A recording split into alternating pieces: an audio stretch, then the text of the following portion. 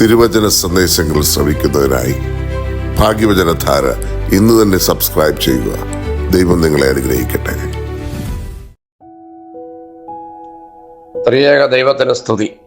ഭാഗ്യവചനധാരയിലേക്ക് ഏവർക്കും സ്വാഗതം. കർത്താവ് പക്ഷപാതക്കാരനെ സൗഖ്യപ്പെടുത്തിയ സംഭവമാണല്ലോ നോമ്പിന്റെ 3-ാം ആഴ്ചയിലെ ധ്യാന വിഷയം. പക്ഷപാതക്കാരനെ സൗഖ്യപ്പെടുത്തിയ 2 സംഭവങ്ങൾ വേദപുസ്തകത്തിലുണ്ട്. ഒന്ന്, കപ്പർന്നഹൂമിലെ ഭവനത്തിലായിരിക്കുമ്പോൾ 4 പേർ ചുമന്നുകൊണ്ടുവന്ന് കർത്താവിരുന്നിരുന്ന ഭവനത്തിന്റെ മേൽക്കൂര പൊളിച്ച് താഴേക്കിറക്കി സൗഖ്യം നൽകിയ സംഭവം.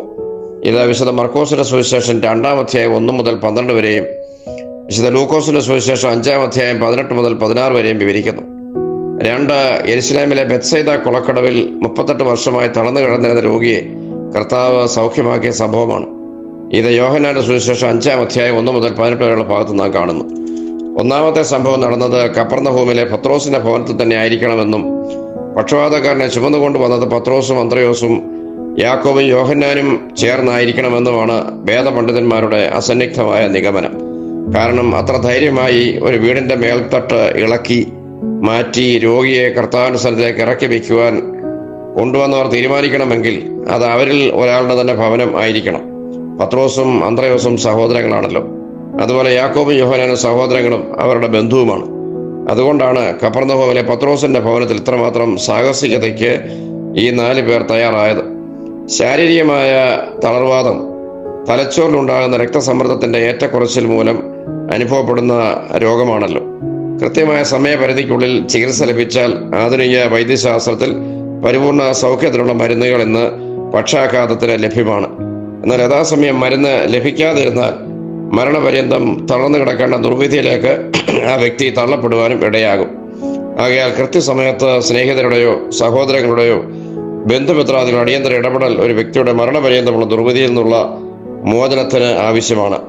ശാരീരികമായ തളർവാദത്തേക്കാൾ ഭീകരമായ ദുര്യോഗമാണ് മാനസികമായ തളർച്ചകൾ നേരിടുന്ന വ്യക്തികളും അനുഭവിക്കുന്നത്. ശരീരത്തിന്റെ തളർച്ചയിൽ നാം കണ്ടതുപോലെ കൃത്യസമയത്തുള്ള അടിയന്തര ഇടപെടൽ ഉണ്ടാകുന്നില്ല എങ്കിൽ മാനസികമായ തളർച്ചയിൽ അനുഭവിക്കുന്നവരും മരണപര്യന്തം തളർച്ചയിലേക്ക് തള്ളപ്പെട്ട് വീഴുകയാണ്. വാർദ്ധക്യത്തിന്റെ ഏകാന്തത വാർദ്ധക്യത്തിൽ എത്തുന്നവർ നേരിടുന്ന മാനസിക തളർച്ചയാണ്. ജീവിതകാലം മുഴുവൻ മക്കൾക്കും കുടുംബത്തിനും വേണ്ടി ചോരയും നീരും ഊറ്റിക്കൊടുത്തവർ ജീവിത സായാഹ്നത്തിന് ആരും സഹായമില്ലാതെ സ്വന്തം ഭവനത്തിലെ 4 ചുവരുകൾക്കുള്ളിൽ നിസ്സഹായരായി കഴിയേണ്ടി വരുന്ന ദുരവസ്ഥ ഒരു തളർച്ചയുടെ അവസ്ഥയാണ്.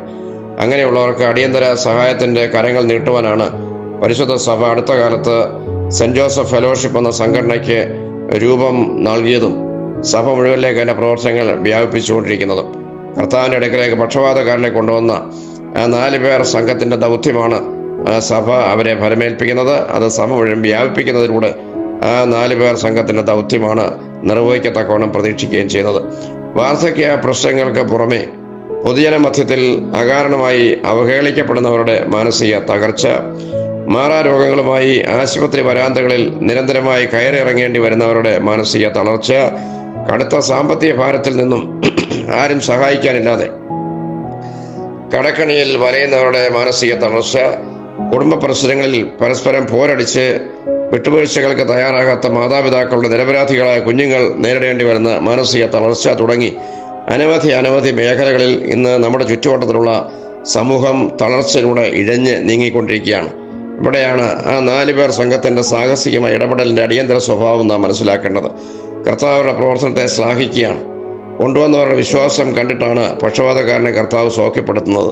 സഭയിലും സമൂഹത്തിലും മറ്റുള്ളവർ എന്തു പറയുമെന്ന് ഓർത്ത് ആശങ്കപ്പെടാതെ ധൈര്യത്തോടും സാഹസികമായും സമൂഹത്തിൽ തളർച്ചയും വേദനയും അനുഭവിക്കുന്നവരെ ശക്തീകരിക്കുവാൻ മുന്നോട്ട് വരത്തക്കവണ്ണം സഭാമക്കൾ തയ്യാറാകണം. അതാണ് 1-ാമത്തെ ഇന്നത്തെ സന്ദേശം.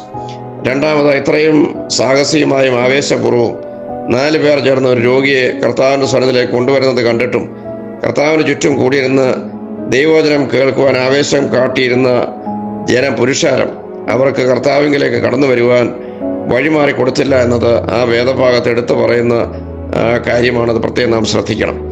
അതുപോലെ തന്നെ 38 വർഷം ബെത്സൈദ കുളക്കടവിൽ കിടന്ന തളർവാദ രോഗി പറയുന്ന കാര്യവും ഇതോടെ ചേർത്ത് നാം വായിക്കണം. യജമാനനെ, വെള്ളം കലങ്ങുമ്പോൾ എന്നെ കുളത്തിലാക്കുവാൻ എനിക്ക് ആരും ഇല്ല. യോഹന്നാൻ സുവിശേഷം 5:7. സഹായിക്കാൻ ആളില്ലാതെ വിഷമിക്കുന്ന രോഗിയും ജനത്തിന്റെ അമിതമായ സുവിശേഷ താല്പര്യം മൂലം കർത്താവിലേക്ക് അടുത്ത് ചെല്ലുവാൻ സാധ്യമാകാതെ ഭവനത്തിന്റെ മേൽക്കൂര പൊളിച്ച് ഇറങ്ങേണ്ടി വരുന്ന രോഗിയുമെല്ലാം വിളിച്ചു പറയുന്ന ഒരു യാഥാർത്ഥ്യമുണ്ട്. ദൈവത്തോട് ഏറ്റവും ചേർന്ന് നിൽക്കുന്നവരാണ് ദൈവത്തിങ്കിലേക്കുള്ള വഴിമുടക്കികളായി മാറിക്കൊണ്ടിരിക്കുന്നത്. പ്രാർത്ഥനയ്ക്ക് വരാത്തവരുടെ വീട്ടിൽ പ്രാർത്ഥനയ്ക്ക് പോകണ്ട, പള്ളിയിൽ വരാത്തവരുടെ വീട്ടിൽ കരോൾ പാടണ്ട, പള്ളി വരുമാനം തരാത്തവരുടെ കൂതാശകൾ നടത്തി കൊടുക്കണ്ട തുടങ്ങിയ ഊരുവിലക്ക് തീരുമാനങ്ങൾ ഇന്ന് അനേക ഇടവകളിൽ നാം കേൾക്കാറുള്ളതാണ്.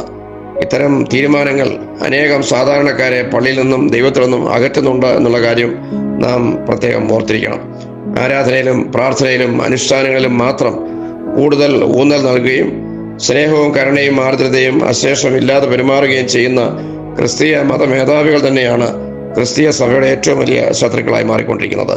വിശുദ്ധ മത്തായിയുടെ സുവിശേഷം 9-ാം അധ്യായം 13-ാം വാക്യത്തിൽ കർത്താവ് തന്നെ പറഞ്ഞിരിക്കുന്നു, യാഗത്തിലല്ല കരുണയിലത്രേ ഞാൻ പ്രസാദിക്കുന്നത് എന്നുള്ളത് നിങ്ങൾ പോയി പഠിച്ചിട്ട് വരിക എന്ന്.